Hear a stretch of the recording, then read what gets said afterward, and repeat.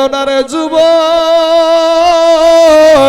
একটা সেকেন্ডের আযাব সহ্য করতে পারবি না রে ভাইয়ের আমার, একটা সেকেন্ডের আযাব সহ্য হবে না গো মা জননী। 500 বছরের রাস্তা, জাহান্নামের আগুন দূরে থাকতে তোমার আমার দেহের মাংসগুলা খসে খসে জমিনে পড়ে যাবে। এ আব্বা জান আমার সোনা মানিকেরা, ও গো আমার মা খালা, আল্লাহ কোরআনে বলছেন খুলিকাল ইনসানু দাঈফা।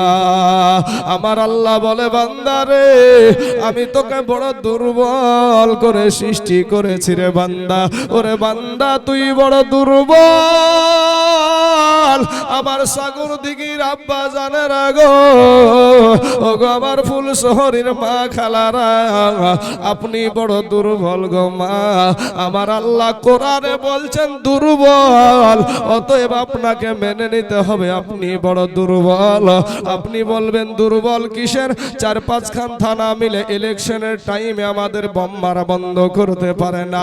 ওরে যুবক ভাই, মাস্তানি করিও না রে যুবক, চোখের পা মাস্তানি করে কেউ আল্লাহ আল্লাহর নবীকে পাই নাই রে যুবক। আল্লাহকে পেতে হলে, নবীকে পেতে হলে চোখের পানি দিয়ে পেতে হয়। জোরে বলেন একবার সুবহানাল্লাহ। এ বাবারা, আজ আমাদের গুনায় গুনায় আমাদের কালটা পাথর হয়ে গেছে বাবা।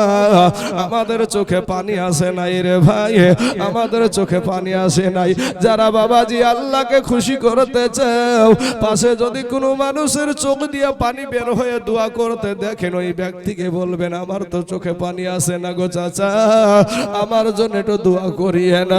হে মুসলমান যুবক, মুরব্বীদের থেকে দোয়া নিও রে ভাই, আলেম ওলামা থেকে দোয়া নিও, ইমাম সাহেবের হাতে কিছু হাদিয়া দিয়া দোয়া নিও বাবা, মা বাবার কাছে দোয়া নিও। আমার আল্লাহ তোমাকে জিরো থেকে হিরো বানায়া দিবে। যুবক রে, আজকে তুমি কালেমা পড়তে জানো না, আজকে তুমি নামাজ পড়তে জানো না রে যুবক। ওরে আমার যুবক ভাইরা, তোমার নাবির নামটা কি সেটাও তুমি জানো না। কপাল পোড়া রে ভাই, কপাল পোড়া। আজ দুনিয়াতে থাকছো, দুনিয়াতে আনন্দ করছো, এটা সব কিছু আমার আল্লাহর নিয়ামত বাবা।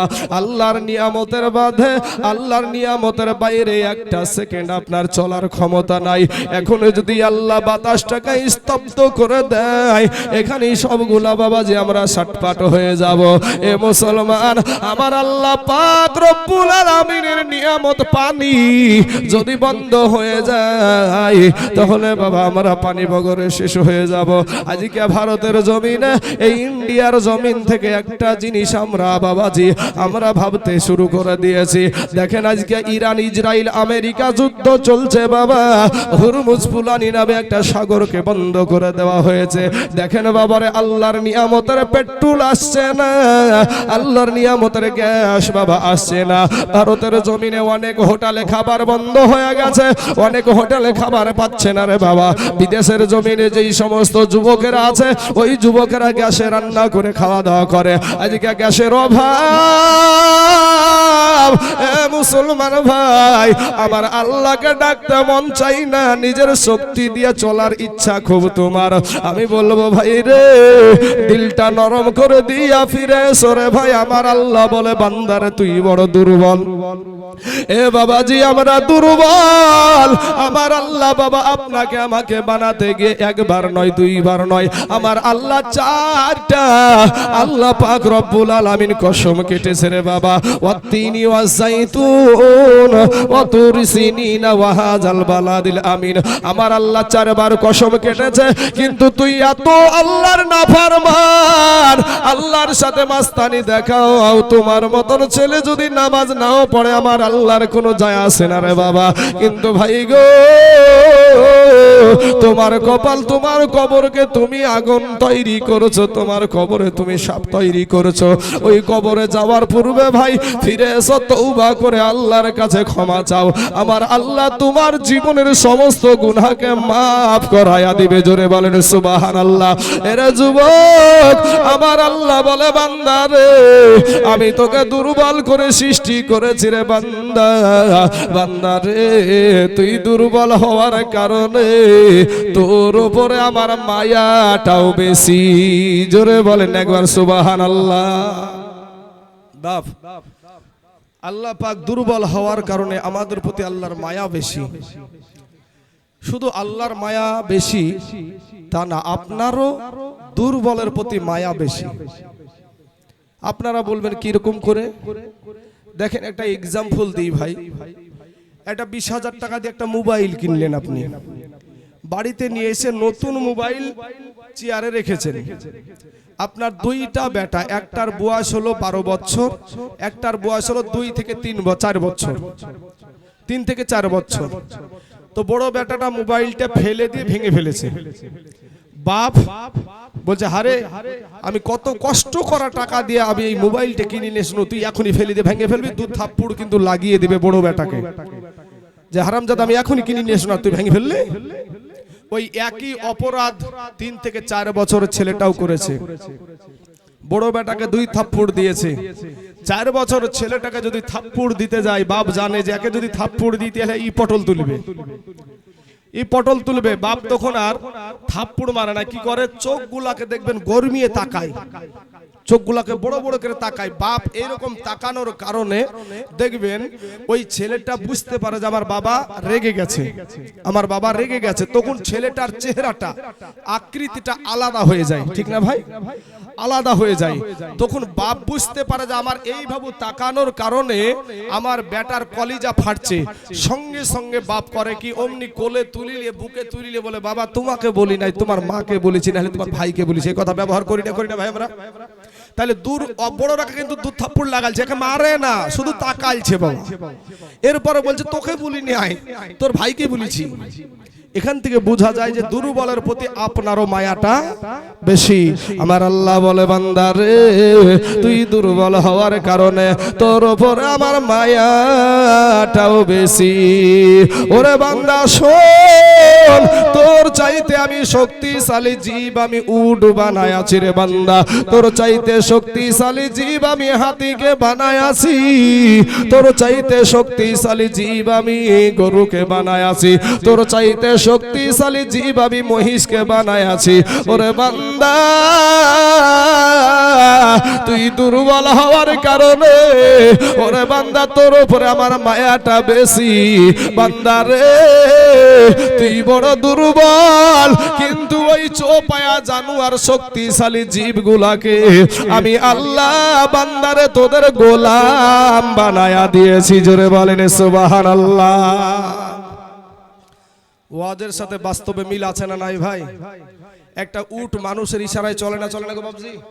চলে। একটা হাতি মানুষের ইশারায় চলে, একটা বাঘও মানুষের ইশারায় চলে। একটা মহিষ যদি খেপিয়া যায়, 1-1 লোক ভিড়তে পারবে? একটা মহিষ যদি খেপিয়া যায়, এরপরও দেখেন ছোট ছেলে তো মহিষকে খাবার দেয়, মহিষ কিচ্ছু বলে নাই। আমার আল্লাহ বলে, ওরে জানোয়ার, আমার বান্দাকে ডিস্টার্ব করিস না, আঘাত করিস না। আপনি মশারির তলায় শোন, মশারিতে আমরা সকলেই শুই, রাতের বেলাতে মশারি টাঙিয়ে মশার ভয়ে। বলেন তো বাব্বাজান, এই মশারি ছোট্ট ছোট্ট ফুটা দিয়ে 2-1টা মশা ভিতরে প্রবেশ করে না, করে না? আচ্ছা, মশারির ফুটাটা আব্বাজান বড় না আমাদের নাকের ফিটেটা বড়? নাক দিয়ে তো প্রবেশ করে না। বিষয় কি গো বাপ? বিষয় কি, ব্যাপার কি? মশারির ফুটা বড় না আমাদের কানের ফুটা বড়? অথচ কান দিয়ে প্রবেশ করে না। আমার আল্লাহ বলে, বান্দা রে, ওরে বান্দা, তুই ঘুমায়া থাকবি, তোর নাকের ভিতরে যদি মশা চলে যায় তোর ঘুমটা ভেঙে যাবে, তুই কষ্ট পাবি। তোর কানের ভিতরে যদি মশা যায় তোর ঘুমটা ভেঙে যাবে, তুই কষ্ট পাবি রে বান্দা। ওরে বান্দা, মশাকেও আমি আল্লাহ সৃষ্টি করেছি রে বান্দা, তুই ঘুমে কষ্ট পাওয়ার জন্য মশাকে আমি নিষেধ করে দিয়েছি। এর কারণে তোর নাক দিয়া প্রবেশ করে না। এ বাবা যে আমার সোনা মানিকেরা, আমার আল্লাহ বলে বান্দা রে তুই মনে করছিস রে বান্দা তো আমার চাইতে তোর মা জননী তোকে বেশি ভালোবাসে। ওরে বান্দা তুই মনে করছিস আমার চাইতে তোর বাবা তোকে বেশি ভালোবাসে। ওরে বান্দা তুই মনে করছিস আমার চাইতে তোর সন্তান তোকে বেশি ভালোবাসে। না রে বান্দা না, আমি আল্লাহর চাইতে তোকে কেউ বেশি ভালোবাসে না। জোরে বলেন সুবহানাল্লাহ। বান্দা রে তোকে যদি দুনিয়ার জমিনে আমি বুবা করে পাঠায়া দিতাম, পৃথিবীর জমিনে এমন কোন ডক্টর ছিল না, এমন কোন সার্জন ছিল না তোর জবান থেকে কেউ কথা বের করতে পারে। এ বাবারা আমার বক্তব্যগুলো একটু মাথায় খেলায় রে যুবক ভাইয়েরা। আমি তোমাদেরকে রং তামাশা দিয়ে কোন রকম হাসায় ঠাট্টা ফুর্তি করে সময় ব্যয় করে দিয়ে নেমে যাওয়ার ছেলে নয়। আমি বলবো বাপ, আমার আল্লাহ বলে বান্দা রে ওই জবানটা যদি আমি আল্লাহ তোর বুবা করে দুনিয়াতে পাঠায়া দিতাম, পৃথিবীর কোনো ডক্টর ছিল না, পৃথিবীর কোনো সার্জন ছিল না তোর জবান থেকে কথা বের করতে পারে। ওরে বান্দা তোর জবানটা আমি আল্লাহ তোকে দান করেছি, ওই জবান দিয়ে তোর মাকে হাজারো বার ডাক, বাধা নাই অসুবিধা নাই। তোর বাবাকে হাজারো বার ডাক, অসুবিধা নাই। তোর বিবিকে হাজারো বার ডাক, অসুবিধা নাই। কিন্তু বান্দা রে জবানটা আমি আল্লাহর দান। ওরে বান্দা ওই জবান দিয়া মাঝে মাঝে আমি আল্লাহর শুকরিয়া আদায় কর। আমি অল্প শুকরিয়া আদায় করাতে আমি বেশি খুশি হয়ে যাব। জোরে বলেন সুবহানাল্লাহ। বাবা এই জবান দিয়ে আল্লাহকে ডাকতে চাই না আমরা। যখন কঠিন বিপদে পড়ে যাই, আমাদের সামাল দেওয়ার বাহিরে যখন চলে যায়, তখনকার আল্লাহকে স্মরণ করি, তার আগে না। পেটে বাচ্চা নিয়ে মা জননী ফেসবুক চালায়, আছে না নাই ভাই? বিবাহিত পুরুষেরা এখানে নাই নাকি গো? সবাই বড় নাকি? এখনকার কিছু নারী, সব নারী এক নয়, তবে কিছু নারী বাবা পেটে বাচ্চা নিয়ে ফেসবুক চালায়, আছে না নাই গো সমাজে? আব্বাজান নামাজ পড়ে না, কিন্তু যখন প্রসব বেদনা উঠে, আমার নবীজি বলেছেন সন্তান প্রসব বেদনার যন্ত্রণা আর মৃত্যুর যন্ত্রণা একই সমান। জোরে বলেন সুবহানাল্লাহ। তখন এই মুরব্বী মহিলাগুলা তালকিন দেয়, বিটি আল্লাহকে ডাক, আল্লাহকে ডাক, আল্লাহকে ডাক। বুঝলেন না? সেই দিন আল্লাহর কথা মনে পড়ে, তার আগ পর্যন্ত মোবাইল। হাই রে মোবাইল, এই গজবের মোবাইলে বাবাজি আজকে বাবা কি না হচ্ছে বাবা। বড় মোবাইল, ছোট ছোট ছেলের হাতে তুলে দিয়েছে মোবাইল, ফেসবুক চালাচ্ছে ছোট ছোট বাচ্চাতে। আচ্ছা ভাই আপনারাও মোবাইল চালান, আমরাও চালাই ভাই। ফেসবুকে কি ভাই পর্দাশীল একবারে বুরখা পরা সব মেয়েগুলো আছে নাকি ভাই? ন্যাংটা মেয়েও আছে। তো ন্যাংটা মেয়েগুলাকে দেখাচ্ছে ছোট্ট অবস্থায়, ওই সন্তান বড় হয়ে বাপ মাকে কি পরিচয় দিবে বলেন? বাপ মাকে যে বৃদ্ধ কালে যায় বলছে আমার সন্তান আমাকে দেখে না। তুমি তো ওই শিক্ষাতে শিক্ষিত করেছো, তুমি তো ওই শিক্ষায় দিয়েছো। সব আলেম এক না বাবা, তবে বেশির অংশ আলেম এরা বাবাজি সব ছাড়তে রাজি, কিন্তু মা বাপকে ছাড়তে রাজি না। আমি তাইজুল ইসলাম সব ছেড়ে দিতে রাজি, কিন্তু আমার মা, যেই মা আমাকে পেটে ধরেছে বাবা, সেই মাকে আমি ছাড়তে রাজি না। কারণ আমার মা যেই কষ্ট করেছে আমার দুনিয়াতে কেউ করে নাই বাবা। শ্বশুর শাশুড়ি আপন হয়ে যায়, বাবা মা পর হয়ে যায়। ভাই বেশি লাই 2টা মিষ্টি কিনে নিয়ে শ্বশুর বাড়িতে যাইও, সালাজ ভাজের কোহিনের গুতা খাবা। শাশুড়িকে বিচার দিবা, তখন বলবে, শাশুড়িও বলবে তোমারও যে কাজ নাই, তুমি আইনে বানা তো আইনে বানা, 2টা মিষ্টি নিয়ে কি বিলে শ্বশুর বাড়িতে উঠি হেছো, ওর এক গামলা লাগবে ভাই। আর আপনার মা জননীর জন্য আজকে বাজার থেকে 2টা মিষ্টি কিনে নিয়ে যান, 1 বছর কথা বলেননি, যে মাকে মা বলে ডাকেন, মাকে আমি ভুল করে ফেলেছি, মা তুমি আমাকে ক্ষমা করে দাও, আমার পকেটে টাকা ছিল না, এই 2টা মিষ্টি আমি তোমার জন্য নিয়ে এসেছি, একটু খেয়ে খুশি হও। বলেন মা খুশি হবে না বেজার হবে গো? আর শ্বশুর বাড়িতে কহিনের গুতা, সালাজ ভাই বুঝেন না, এর কি চলে, এর কি ঠাট্টা চলে, মানে সমন্দির বিবি, হ্যাঁ এর কি ঠাট্টা চলে, ও আবার গুতিয়ে মারবে। আমি বলবো ভাই জান, অবিল ওয়ালিদাইনি ইহসানা, মা বাপের প্রতি ইহসান করিয়েন। কপাল যদি ভালো করতে চান তাহলে মা বাপের ইহসান করিয়েন। আর এই জবান আমার আল্লাহর দান, এই জবান দিয়ে আল্লাহকে ডাকিয়েন, আল্লাহকে ডাকিয়েন ভাই। আল্লাহ বলে ডাকে রে বান্দা, আল্লাহ বলে ডাকে রে বান্দা, আল্লাহ বলে ডাক, আল্লাহ বলে ডাকে রে বান্দা, আল্লাহ বলে ডাক। ও তারে ডাকতে পারলে তোর জীবনের গুনাহ হবে মাফ। জোরে বলেন সুবহানাল্লাহ। ও তারে ডাকতে পারলে তোর জীবনের গুনাহ হবে মাফ। আল্লাহ বলে ডাকে রে বান্দা, আল্লাহ বলে ডাকে রে বান্দা, আল্লাহ বলে ডাক। ও তারে ডাকতে পারলে তোর জীবনের গুনাহ হবে মাফ। আল্লাহ বলে ডাকে রে বান্দা, আল্লাহ বলে ডাক। যখন তুমি ছোট্ট ছিলা দাঁত ছিল না মুখে, যখন তুমি ছোট্ট ছিলা দাঁত ছিল না মুখে, আর তরল খাবার আল্লাহ তাআলা দিলেন তোমার মা জননীর বুকে। ভাইয়া মা জননীর বুকে। ওরে যখন তুমি ছোট্ট ছিলা দাঁত ছিল না মুখে, আর তরল খাবার আল্লাহ তাআলা দিলেন তোমার মা জননীর বুকে। ভাইয়া মা জননীর বুকে। ওরে সেই আল্লাহ রে, ওরে সেই আল্লাহ রে ভুইল না রে, সেই আল্লাহ রে ভুইল না রে, জীবন যায় কার থাক। আল্লাহ বলে ডাকে রে বান্দা, আল্লাহ বলে ডাক, আল্লাহ বলে ডাকে রে বান্দা, আল্লাহ বলে ডাক। ও তারে ডাকতে পারলে তোর জীবনের গুনাহ হবে মাফ। ও তারে ডাকতে পারলে তোর জীবনের গুনাহ হবে মাফ। আল্লাহ বলে ডাকে রে বান্দা, আল্লাহ বলে ডাকে রে বান্দা, আল্লাহ বলে ডাক। ও তারে ডাকতে পারলে তোর জীবনের গুনাহ হবে মাফ। আল্লাহ বলে ডাকে রে বান্দা, আল্লাহ বলে ডাক। যখন তোমার কেউ ছিল না তখন ছিলেন উনি, এখন তোমার সব হইয়াছে পর হইয়াছে তিনি রে বাবা, পর হইয়াছে তিনি।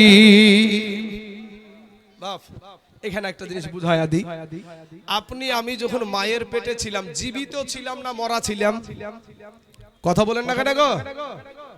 জীবিত ছিলাম। মা জননীকে জিজ্ঞাসা করবেন, নিজের বিবিকে জিজ্ঞাসা করবেন, হারে সন্তান পেটে লড়ে চড়ে রে? তো বলবে হ্যাঁ লড়ে। তো লড়লে তো জীবিত থাকবে নাকি? মরা হলে লড়বে না। তো এই জীবিত থাকতে হলে খাবারের প্রয়োজন হয়। এই খাবার কে দিল? বাবা মনে হয় মমতা ব্যানার্জি মনে হয় খাদ্য সুরক্ষার কার্ড মাঠ বাঁধায় মায়ের পেটে দিয়েছিল নাকি গো? হ্যাঁ দেয় নাই? আমার আল্লাহ পাক বলছে বান্দা রে, তুই মায়ের পেটে তুই জীবিত থাকবি, তো তুই বেঁচে থাকার জন্য তো তোর খাবারের প্রয়োজন। পৃথিবীর কেউ ভাবে নাই, আমি আল্লাহ ভেবে রেখেছি। জোরে সুবহানাল্লাহ। আপনার বিবি আমার বিবি, আপনার বিটি আমার বিটি, 13 বছর 14 বছর থেকে একটা অসুখ তৈরি হয়। এই অসুখটা যখন সন্তান পেটে বাচ্চা আসে, অসুখটা কোনো ডাক্তারের প্রয়োজন হয় না, অটোমেটিক বন্ধ হয়ে যায়, অটোমেটিক বন্ধ হয়ে যায়। এই রক্তটাকে আমার আল্লাহ পাক ফারিস্তা দ্বারা সন্তানের নাভির সাথে আর মায়ের নাড়ির সাথে সেট করে দেয়। ওই রক্তটা মায়ের শরীর থেকে সন্তানের শরীরে পুশ করে আমার আল্লাহ পাক সন্তানকে মায়ের পেটে জীবিত রাখে। জোরে বলেন সুবহানাল্লাহ। শুধু তাই না বাবা, দুনিয়াতে যখন আসবেন আপনি, মায়ের পেট থেকে যখন প্রসব হবেন, এমতো অবস্থায় আপনি তো ভাত খেতে পারবেন না, রুটি খেতে পারবেন না, মোটা খাবার আপনার পেটে যাবে না। ডাক্তার আপনাকে পরামর্শ দিচ্ছে বাচ্চা হওয়ার পরে কমসে কম 6 মাস মা জননীর বুকের দুগ্ধ খাওয়ান। কি ব্যাপার, বিষয়টা কি, ব্যাপারটা কি? এই খাবারটা আমার আল্লাহর দান। জোরে বলেন না সুবহানাল্লাহ। আল্লাহর দান, আল্লাহর দানের যে খাবার, সেই খাবারের সাথে দুনিয়ার কোনো খাবার তুলনা হবে বাপ? তো মা জননীর স্তনে 2টা ফ্রিজ আমার আল্লাহ মা জননীর বুকে বসায়া দিয়েছে। শুধু তাই করে নাই, আমার আল্লাহ বলছে, আমার আল্লাহ মা জননীর স্তনের বুঠাতে একটা কিন্তু ফুটা দেয় নাই, কয়েকটা ছিদ্র আছে। অনেকগুলা ছিদ্র দিয়ে একটা ফুটা দিয়ে বাবাজি যদি দুগ্ধ আসে, অনেক দুগ্ধ আসার কারণে আপনার নিঃশ্বাসের প্রবলেম হতে পারে। তাই আমার আল্লাহ পাক অনেকগুলা ছিদ্র দিয়েছে। বান্দা তুই ঝিরঝির ঝিরঝির করে আস্তে আস্তে ঝিরঝির করে অনেকগুলা ফুটা থেকে দুগ্ধ প্রসব হবে, তুই আনন্দ সহকারে খাবি, তোর কোনো অসুবিধা হবে না। জোরে বলেন সুবহানাল্লাহ। এমনই খাবার বাবা, যেই খাবার খেলে বুকে কফ বসে না, যেই খাবার খেলে ঠান্ডা লাগে না, যেই খাবার খেলে সর্দি লাগে না, এত সুন্দর খাবার। তাই কবি বলছেন, যখন তোমার কেউ ছিল না তখন ছিলেন উনি, এখন তোমার সব হইয়াছে পর হইয়াছে তিনি রে বাবা, পর হইয়াছে তিনি। আবার যখন তোমার কেউ রবে না, আবার যখন তোমার কেউ রবে না তখন থাকবেন উনি। আল্লাহ বলে ডাকে রে বান্দা, আল্লাহ বলে ডাক, আল্লাহ বলে ডাকে রে বান্দা, আল্লাহ বলে ডাক। ও তারে ডাকতে পারলে তোর জীবনের গুনাহ হবে মাফ। আল্লাহ বলে ডাকে রে বান্দা, আল্লাহ বলে ডাক। ও যুবক ভাইরা আমার, আল্লাহ ডাক দিয়া বলে, বান্দা রে আমি তোর আল্লাহ তোকে যদি বুবা করে দুনিয়ার জমিনে পাঠায়া দিতাম, পৃথিবীর জমিনে কোন ডক্টর পারতো না তোর জবান থেকে কথা বের করতে। ওরে বান্দা, আমি আল্লাহ তোকে বড় মুহাব্বত করে ভালোবেসে দুনিয়াতে পাঠায়াছি রে বান্দা। আমি দুনিয়ার জমিনে যদি তোকে অন্ধ করে দুনিয়ার জমিনে পাঠায়া দিতাম, পৃথিবীর জমিনে কোনো ডক্টরের ক্ষমতা ছিল না তোর চোখের দৃষ্টি ফিরাইয়া দিতে পারে। ঠিক না ভাই? তাহলে আর অন্ধ ব্যক্তি দুনিয়াতে থাকতো না। কি গো ভাই, অন্ধ ব্যক্তি দুনিয়াতে থাকতো না। সুবহানাল্লাহ। আমার আল্লাহর দেওয়া চক্ষু, আমার আল্লাহর দেওয়া বাবা জবান, আমার আল্লাহর দেওয়া চেহারা, আমার আল্লাহর দেওয়া হাত, আমার আল্লাহর দেওয়া পা, এরপরেও আমরা আল্লাহর শুকরিয়া আদায় করি না, এরপরেও আমার আল্লাহকে আমরা ডাকি না। এ বাবা যে আমার সোনা মানিকেরা, ওগো আমার ভাই জানেরা, ওগো আমার আব্বা জানেরা, পর্দার আড়ালের মা খালা গো, যুবক রে আজ তোমাদেরকে এই বায়ানগুলা কেন করছি রে বাবা? কখন জানি কবরে চইলা যাবে রে যুবক, কোন সময় জানি আজরাইল এসে তোমাকে ধরবে। আমি আপনাদেরকে ছোট্ট একটা ঘটনা আপনাদেরকে শোনায়া দিই বাপ।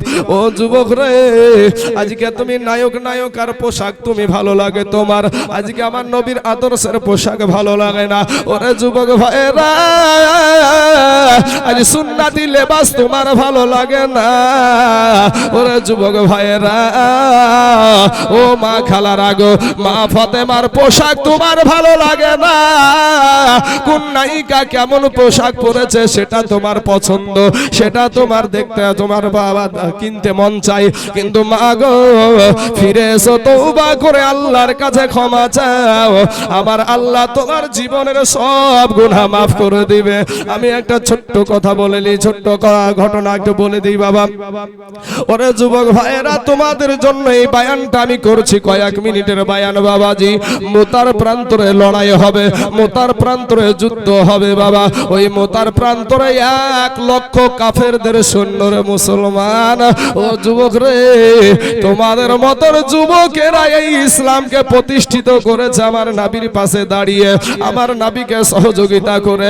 আজকে যুবক তুমি নবীর মাহফিলে আসতে তোমার মন চাই না, মোতার প্রান্তরে লড়াই হবে রে যুবক ভাই। ওই দিকে 1 লক্ষ কাফেরদের সৈন্য, আর আমার দয়ার নবী বানালেন মাত্র 3000। এই 3000-এর ভিতরে আবার 3টা সেনাপতি বানালেন বাবা। 3টা সেনা, যুদ্ধের ময়দানে সেনাপতি লাগে 1 জন, আমার নবী বানালেন 3 জন।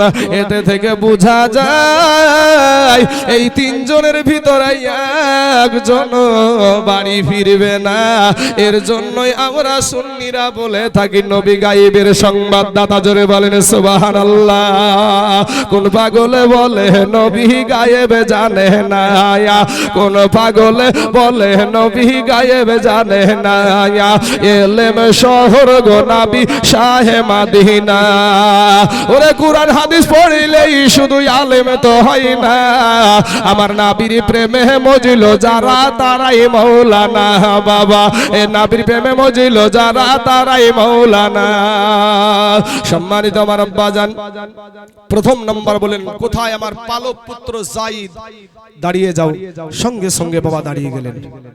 এই তো আমাদের মতন মাল ছিল না তারা, নবীজির জবান থেকে কথা বের হতে দেরি হতো কিন্তু আমল করতে দেরি হতো না ভাই। শোনা, তারপরে দ্বিতীয় নম্বর বললেন কোথায় আমার চাচাতো ভাই জাফর বিন আবু তালিব, দাঁড়িয়ে যাও, সঙ্গে সঙ্গে দাঁড়িয়ে গেলেন। তারপরে বলছেন কোথায় আমার সাহাবী আব্দুল্লাহ ইবনে রাওহা, দাঁড়িয়ে যাও, সঙ্গে সঙ্গে দাঁড়িয়ে গেলেন। বলে তিনিও জনে চলে যাও বাড়িতে, বাড়িতে গিয়ে সালাম করে এসো। যায়েদ বলছেন ইয়া রাসূলুল্লাহ, ইয়া হাবিবাল্লাহ, নবী গো, আমার আব্বা জান আমাকে